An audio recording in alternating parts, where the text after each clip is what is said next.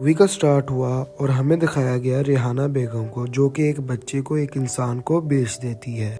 और जब इस औरत मलिका को पता चला कि उसका बेटा बेच दिया गया है तो वो बहुत ही ज्यादा दुखी हो जाती है। रेहाना बेगम ने मलिका को कहा कि मैंने उसे सही जगह पहुंचा दिया, यहाँ पर रहकर उसका कुछ भी नहीं बनता। तो आगे से मलिका ने कहा कि आप मेरी बहन होकर ऐसा कैसे कर सकती हैं। तो आगे से रेहाना बोली कि बहन नहीं हजूर कहो मुझे। मलिका ये कह कि मैं आपका सब कुछ छीन लूंगी, वहाँ से चली जाती है। वही मलिका जान 25 सालों बाद हीरा मंडी के शाही महल की हजूर बन गई। ये हीरा मंडी का शाही महल लाहौर की एक ऐसी जगह थी जहाँ बड़े बड़े रईस, नवाब और राजा अपना दिल बहलाने के लिए आया करते थे। अब यहाँ पर नाच रही है मलिका जान की बड़ी बेटी बिब्बो जान, जिसका साहब था नवाब वली मोहम्मद। पर जब मलिका जान की बड़ी बहन वहीदन बिब्बो की आज की कमाई मलिका जान को देती है तो मलिका जान ने उसकी तलाशी कराई, कहीं पर वो पैसे चुरा कर खुद तो नहीं रख रही। तो वहीदन इस बात से शर्मिंदा होकर रोने लगी कि वो कोई चोर है, पर असल में उसने पैसे चुराए थे। में हमें मलिका जान की छोटी बेटी आलमजेब दिखाई गई, जो एक शायरा बनना चाहती है। मलिका जान उसे सब की तरह ही एक तवाइफ बनाना चाहती थी। उससे साफ कह देती है कि तुम्हारी अगली सालगिरह में पहले मुजरे का ऐलान कर दिया जाएगा।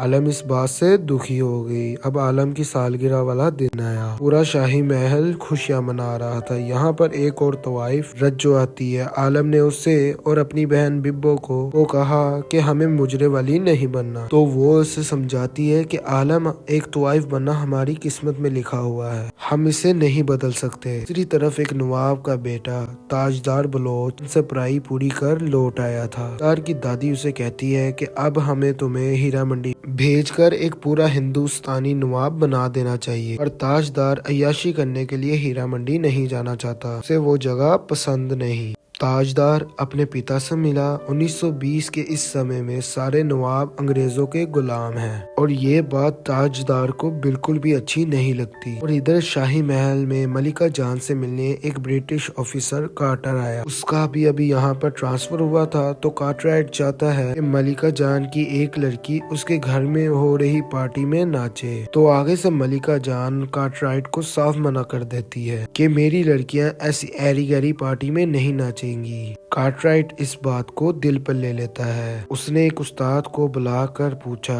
कि मुझे मलिका जान के बारे में सब कुछ बताओ। और दूसरी तरफ मलिका जान नवाब बलोच की एक पार्टी में जा रही थी। उसने आलम को अपने साथ चलने को कहा तो आलम ने खराब तबीयत का बहाना बनाया। और जब आलम को पता चला कि इस पार्टी में एक बहुत बड़ा शायर आ रहा है, चुपके से मलिका जान की बग्गी के पीछे बैठ पार्टी में पहुंच गई। यहाँ पर आलम पर नजर पड़ती है ताजदार की। उसे देखते ही आलम से प्यार हो गया और वो आलम से आके फ्लर्ट करने लग पड़ता है। कुछ देर बाद ताजदार को आलम पूरी पार्टी में कहीं नहीं दिखी, क्योंकि वो बल्गिया के पीछे बैठ वाफी शाही महल पहुंच चुकी थी। मलिका जान ने उसे यहाँ पर पकड़ लिया। मलिका अगले ही दिन आलम की सारी किताबें बाहर फेंकवा देती है। मलिका जान ने आलम के सामने ही उसकी शायरी वाली किताब भी जला दी। इधर बिब्बो जान वली साहब के साथ थी। उनसे पता चला कि अंग्रेज आज आजादी के नारे लगाते बागियों पर गोली चलाने वाले हैं। बिब्बो जान इसके बाद आलम के साथ उसे नई किताबें दिलवाने निकल पड़ी। आलम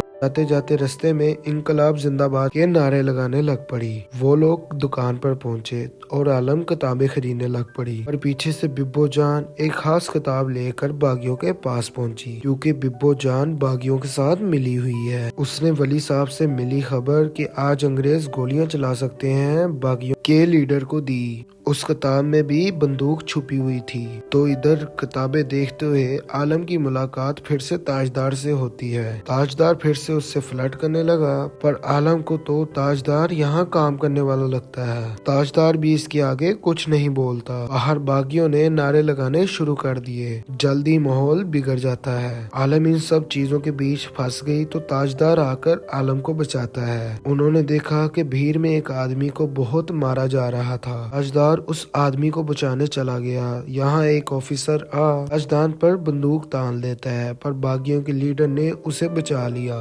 تاجدار وہاں سے نکلا، اسے عالم کی جگہ بس اس کا ایک رومال ملا۔ کہانی پھر سے 25 سال پیچھے جاتی ہے۔ ریحانہ کو پتا لگا ملکہ ریحانہ کے صاحب ذوالفقار کے ساتھ اپنا چکر چلا بیٹھی ہے، تو اب ریحانہ ملکہ کو ایسی جگہ بھیجنے والی تھی جہاں پر اس کا استعمال بہت سے مرد کر پائیں گے۔ ملکہ غصے میں یہیں اپنی بہن ریحانہ کا گلا گھونٹ کر اسے غصے میں مار دیتی ہے۔ اس نے نواب ذوالفقار کے ساتھ مل سب کو ایسا دکھایا کہ اس نے اپنی جان خود لے لی، پر ریحانہ کی بیٹی فریدن یہ سب کچھ دیکھ رہی تھی۔ ملکہ کو ریحانہ کے قتل کے جرم میں برٹش آرمی گرفتار کر لیتی ہے۔ ان کے پاس دونوں ملکہ اور ذوالفقار کے خلاف فنگر پرنٹ جیسے پختہ ثبوت بھی تھے، لیکن ذوالفقار نے پیسے خلا ان کا منہ بند کر دیا۔ 25 سال بعد آج ریحانہ کی برسی ہے۔ محل کی سبھی عورتیں خوابگاہ نام کی جگہ پہ جا اس کی برسی مناتی ہیں۔ یہ جگہ خوابگاہ نواب نے تحفے میں ریحانہ بیگم کو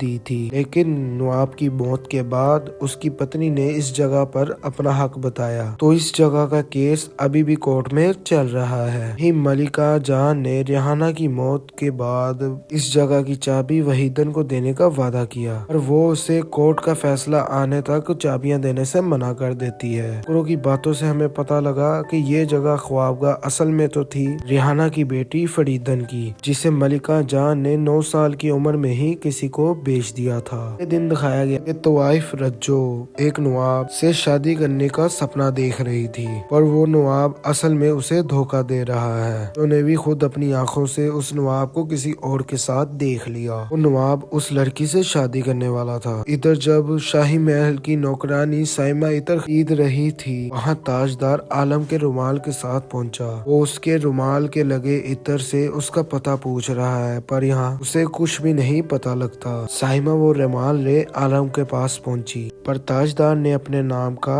تا لکھ دیا تھا۔ دوسری طرف اس نواب زوراور کی شادی میں محفل لگانے خود رجو جاتی ہے۔ دل ٹوٹنے کی وجہ سے وہ بہت ہی زیادہ دکھ اور درد میں تھی، جس کی وجہ سے اس نے یہاں پر تماشا کرنا شروع کر دیا، اور وہ زوراور سے چپک جاتی ہے۔ زوراور نے غصہ ہو اسے تھپڑ مار دیا، اور وہاں تبھی ملکہ جان آ جاتی ہے۔ ملکہ جان نے کہا، رجو جب 6 سال کی تھی میں تب سے اسے پال رہی ہوں، اس کی غلطی کے لیے میں معافی مانگتی ہوں۔ اور اب ملکہ چاہتی تھی کہ زوراور بھی اپنی بدتمیزی کے لیے معافی مانگے، اور غصہ ہو گیا کہ ہم ایک نواب ہیں، ہم کسی طوائف سے معافی نہیں مانگیں گے۔ یہاں ملکہ جان زوراور کے سامنے یہ سچ لے کر آئی، جس طوائف کی تم بےزتی کر رہے ہو تم بھی اسی طوائف کے خون ہو۔ 26 سال پہلے ملکہ کے جس بیٹے کو بیچا گیا تھا وہ بیٹا یہی زوراور ہے۔ ملکہ جان اور لجو یہاں سے نکل گئے، راستے میں جاتے جاتے ہی لجو کی موت ہو گئی۔ لجو کا انتم سنسکار کیا گیا، اور اسی وقت میں یہاں پر آتی ہے فریدن۔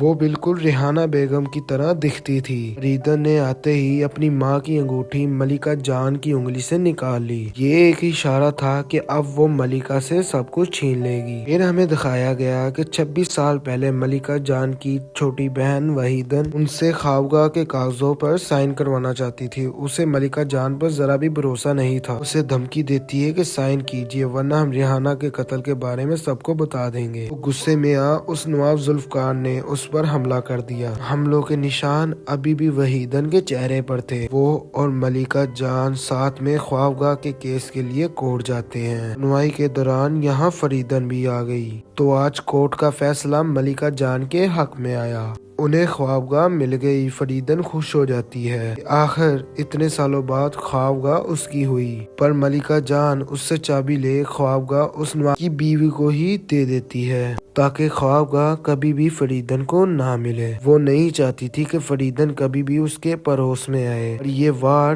ملکہ جان پر ہی الٹا پڑ گیا۔ نواب کی بیوی سیدھا جا نواب گاہ فریدن کو بیچ دیتی ہے۔ اگلے دن فریدن سے ملنے وہ استاد آیا۔ فریدن کے پوچھنے پر وہ بتاتا ہے کہ ایک آفیسر کاررائٹ بھی آپ ہی کی طرح ملکہ جان سے بدلہ لینا چاہتا ہے، وہ آپ کے کام ضرور آئے گا۔ تو دوسری طرف عالمزیب اس کتاب کی دکان پہ پہنچا पहुंची। वहां उसे पता चला कि ताजदार यहाँ काम करने वाला नहीं बल्कि एक नवाब है। ताजदार इस वक्त उन बागियों के साथ था, वो उनके ग्रुप में शामिल होना चाहता है। फिर वो उस्ताद फरीदन के लिए लड़कियां लेकर आया। वो फरीदन से पूछता है कि आप अपना साहब किसे बनाएंगी, जिस पर फरीदन ने कहा वली मोहम्मद को। शाही महल पे आलम बिब्बो के पास गई कि हमें भी वली साहब के घर होने वाली दावत पर ले चलिए। वो वहाँ जहाँ ताजदार को मिलना चाहती थी। सब लोग पार्टी में पहुँचे पर बिब्बो और वली साहब के बीच फरीदन आ जाती है। वो वली साहब को अपने चक्कर में फंसाने की कोशिश कर रही थी। फरीदन यहाँ से निकल आलमजेब को मिली। वो जानती थी कि आलम ताजदार को पसंद करती है और यहाँ बात करके उसने उन दोनों के बारे में और जाना। आलम जा ताजदार से बात करने लगी। उसने ताजदार का नाम अपने हाथ पर लिख लिया था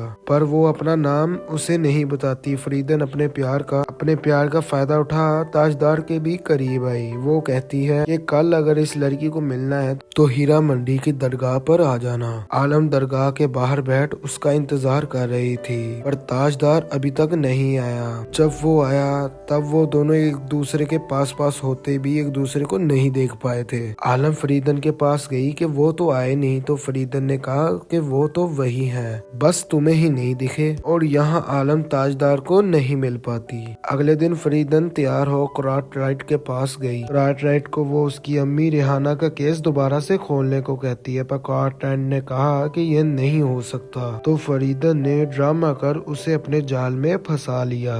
वो राजी हो जाता है। इस बात की खबर मिलते ही नवाब जुल्फकार मलिका जान के पास पहुंचा। वो पूछता है कि वो फाइल जिसमें हमारे खिलाफ सारे सबूत थे वो तुमने संभाल रखी है ना। और मलिका जान को उस फाइल के बारे में कुछ भी याद नहीं। कार मलिका जान को धमकी देता है कि जल्दी से उस फाइल को ढूंढो और तबाह करो, और अगर ऐसा ना हुआ तो मैं तुम्हें खुद मार डालूंगा। मलिका जान ने वहीदन को बुलाया और कहा कि हमने तुम्हें एक फाइल दी थी, वो कहाँ है। तो वहीदन ने कहा कि हमने तो उसे उसी वक्त जला दिया था। लेकिन वहीदन यहाँ पर सच नहीं बोल रही। इस फाइल की खबर ख्वाबगाह भी पहुंची। फरीदन उसे कहती है पहले जाकर हमारी नथ उतरवाई की खबर सब नवाबों को दे आओ। पर ये खबर जैसे ही मलिका जान को पता लगी तो मलिका जान ने हीरा मंडी के हेड को कहा कि ये रस्म सिर्फ कुंवारी लड़कियां ही कर सकती हैं और फरीदन कुंवारी नहीं, इसे हमने 9 साल की उम्र में ही बेच दिया था। फरीदन इस बात से गुस्सा होगी। वो कहती है कि नथ उतरवाई तो हमारी होकर रहेगी, जिसे जो करना है कर लो। हीरा मंडी की हेड